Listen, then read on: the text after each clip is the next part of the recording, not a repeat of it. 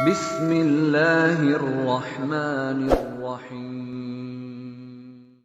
Apa kira-kira perasaan sahabat ketika ada orang membentak Rasulullah dengan kalimat, "Ya Rasulullah, ittaqillah." Wahai Rasulullah, kamu takutlah kepada Allah. Berarti dia sedang menghardik baginda Nabi Muhammad sallallahu alaihi wasallam. Apakah Nabi membalas? Tidak. Apakah Nabi membalas dengan kata-kata kasar? Tidak. Nabi diam. Itulah Nabi Muhammad sallallahu alaihi wasallam. Tiba-tiba Sayyidina Khalid ibn al-Walid sedang menghunuskan pedang. Tangannya gemeteran, menahan emosinya melihat kekasihnya Rasulullah dihardik oleh seseorang. Apa kata Khalid? "Wahai baginda, izinkan aku untuk menebas lehernya." Nabi dihina tapi beliau tidak membalas menghina. Apa kata beliau? Biarkan dia, mungkin dia masih sholat. Wahai Rasulullah, dia tidak sholat dengan hatinya.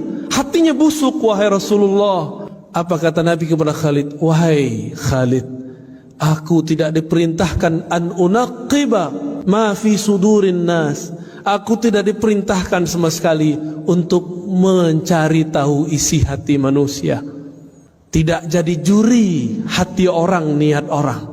Akhirnya Khalid langsung memasukkan pedangnya yang tadi sudah hampir terbang melayang, membunuh orang yang kurang ajar kepada baginda Nabi sallallahu alaihi wasallam.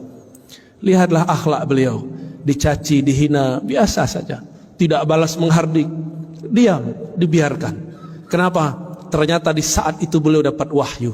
Apa isi wahyunya? Beliau mengatakan, "Saya khuruj min di'di hadzal rajul." Akan keluar dari generasi laki-laki tadi yang menghardik baginda Nabi sallallahu alaihi wasallam. Qaumun yatluna ayatillah. Sekelompok orang yang mereka fasih baca ayat Allah. Yatluna ayatillahi ratbah. Baca ayat Allahnya sangat fasih, hafalannya ratbah, sangat banyak dan lancar. Tetapi Al-Quran yang dia baca tidak tembus kepada kerongkongannya, apalagi ke dalam kolbunya. Tapi kemudian Nabi bersabda, inilah kalam yang sangat berbahaya. Inilah kalam yang disimpan Nabi. فَإِذَا لَقِيتُمُوهُمْ فَاقْتُلُوهُمْ. Jika engkau bertemu mereka, inilah yang sulit diterjemahkan. Apa terjemahan faqtuluhum? Apakah diartikan membunuh atau diartikan memerangi? Ulama kita memilih untuk zaman sekarang diartikan maka faqtuluhum bimakna faqatiluhum. Maka perangi mereka. Dengan cara apa? Dengan cara mereka memerangi kita. Jika mereka memerangi kita dengan cara opini, perang lawan opini. Jika mereka mulai mengganggu ketenangan hidup kita secara keamanan, barulah kita angkat senjata berjihad fisabilillah. Apa yang menyeramkan dari kalimat tadi? Bukan kalimat faqtuluhum semata, tapi yang membuat kita sedikit agak bingung. Sebenarnya tidak bingung. Orang ini yang disuruh Rasulullah untuk diperangi, ternyata mereka hafal ayat Allah, lancar baca kitabullah, tapi kitabullahnya tidak tembus sampai kepada kolbunya. Apa media supaya banyak orang baca ayat-ayat Allah? Tentu ada ma'had tahfiz, rumah-rumah tahfiz. Maka di akhir zaman ini banyaklah rumah tahfiz. Ternyata inilah maksud Rasulullah. Nanti di akhir zaman kalian akan menemukan banyak rumah-rumah tahfiz. Apakah semuanya salah? Belum tentu. Semuanya benar? Belum tentu.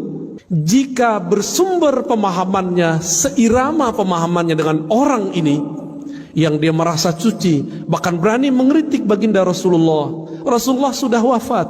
Kalau zaman sekarang mereka berani su'ul adab kepada para guru, para masyaikh. Kita boleh menasihati orang, tapi jangan menghardik orang. Orang-orang ini menjadikan ayat sebagai alat untuk menghardik. Lafaznya sama dari dulu sampai sekarang. Orang-orang ini pasti kalimatnya ittaqillah, bertakwalah kepada Allah, seakan-akan dia paling bertakwa di alam semesta. Maka rumah tahfiz yang kita bina, ma'had tahfiz yang kita punya, yang kita wakafkan, harus betul-betul dijaga. Jangan sampai kesusupan pemahaman pengikut orang yang ini. Mohon kita semua menjadi pengawas lembaga-lembaga wakaf.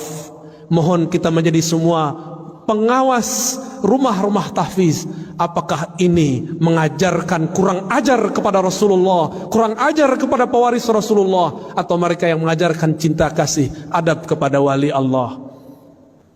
Bapak, saudara, sahabat, jamaah Jumat yang dimuliakan Allah, berdasarkan hadis ini, ulama-ulama kita sekarang mulai kebangkitan, mulai sadar. Kita mesti bersanad, mesti bersilsilah, mesti berguru dalam ilmu apa saja.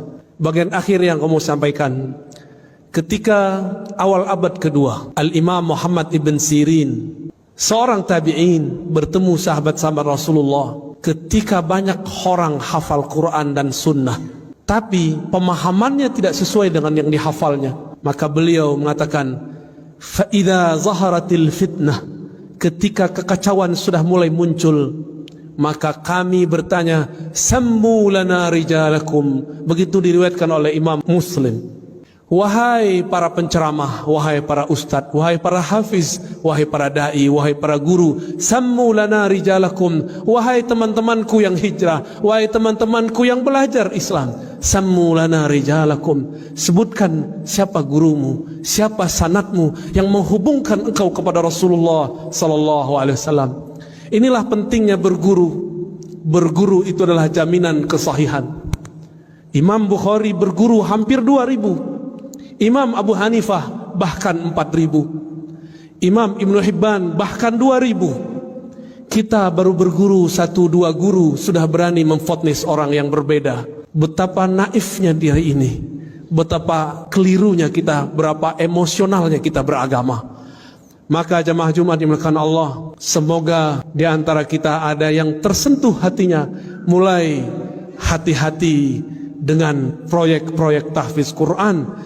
Mari awasi, jika kita bagian dari orang yang mengikuti dan mengajarkan tahfiz Quran, mari menjemput pemahaman Al-Quran dari ahlinya. Fas'alu ahla dzikri in kuntum la ta'lamun. Ambillah ilmu, tanyalah ilmu kepada ahlinya jika kamu tidak tahu. Ilmu menghafal beda dengan ilmu memahami yang dihafal. Semoga Allah yufaqihna fid din wa 'allamana at-ta'wil wa yu'allimuna at-ta'wil. Semoga Allah membimbing kita memahami agama ini dan memahami isinya.